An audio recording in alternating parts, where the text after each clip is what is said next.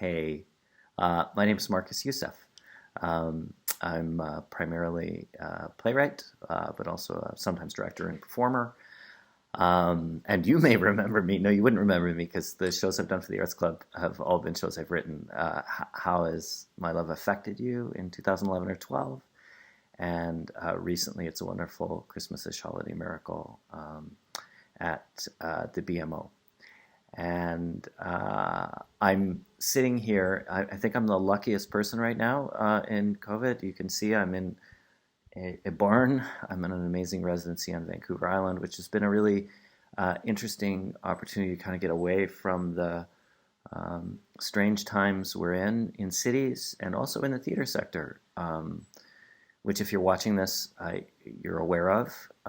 It's been a really interesting few months for those of us who work in live performance and in fields and areas that kind of rely on people's physical, corporeal relationship to each other, and that's, I guess, what I thought I wanted to use this opportunity that the Arts Club has offered and Stephen and Ashley have offered to talk about.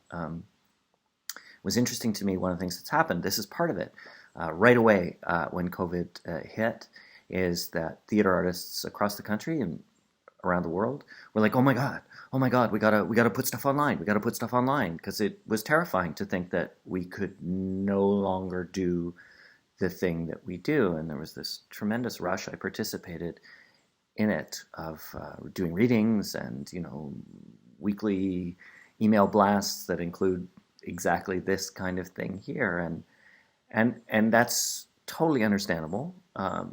And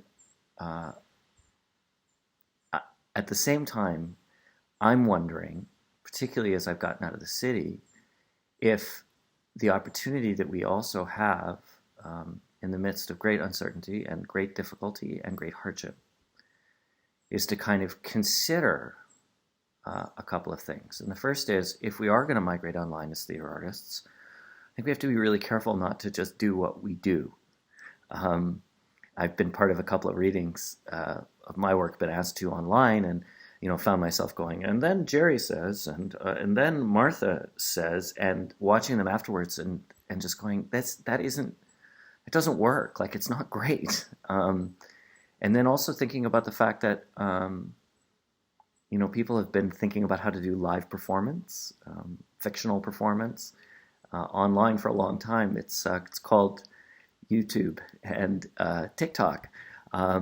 Hey guys, and I think it's really important for us as theater artists to remember that we're kind of late to the party here. Going, hey guys, can we please do it too? But I think we also need to take, or I need to take, time to consider if we are going to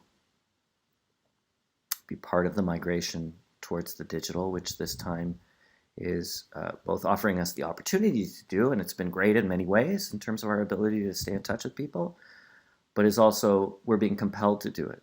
And we're being compelled by economic forces and ideological forces that are very invested in our migration to the digital, that if we're going to do that we actually take time to think about it, think about how to do it, think about the ways in which our form can be best represented online. Look at all the YouTube artists who are doing things, learn from them, the TikTok artists. And then the second thing that I sort of thought a lot about in the last few months is how devoted I am to the liveness in live performance. And when I say live, I mean what I'm doing right now is live. I'm just improvising here with notes.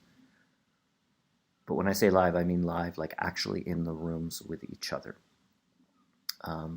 This period has helped me understand better why it is that I do what I do, why I like to come together with other human beings, either fellow artists when we're making something or rehearsing something, or with artists and audiences when we're performing. And it's, in a way, can be kind of summed up with like my frustration with Zoom beers or Zoom socials, where it's kind of fun and it's cool, We can play games, we can do all that stuff. But when I do what I'm doing right now, which is look right at the camera, and someone else is doing the same, I can't look into another person's eyes. I cannot feel their bodies.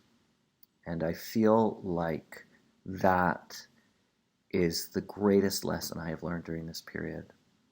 And that even if theaters we know, live performances we know ends, and I don't think it will, but even if it does, I will remain committed to that as a form, that I believe it is actually essential. Human beings have been gathering and telling each other stories and making up stories and singing and dancing together since the beginning of human history. And in part, that's because I think of the cellular, biological, physical information that we share, our bodies share with each other when we are together in proximity. And that I have discovered, even more than the words that I write as a playwright, are at the heart of why I do what I do and why I think it's well, I will fight to keep doing it as long as I can. I mean, I won't do it in a way that makes other people sick, obviously, but I will fight for it because I think it's a fundamental part of what makes us human. And I worry in this time that the disease and the pandemic, combined with the economic and social forces that profit from our migration to the digital, are conspiring a little unintentionally to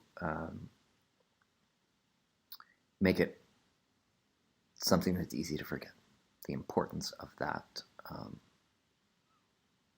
ritual, that human ritual that is about encountering each other in ways that are beyond what our brains can articulate consciously for us. Yeah, so that's my current thought in my barn at a beautiful spot, the McLaughlin Gardens on the east coast of Vancouver Island, about 15, 20 minutes drive north of Courtenay. I hope you have a great day. Thank you, Stephen and Ashley, so much for making this happen.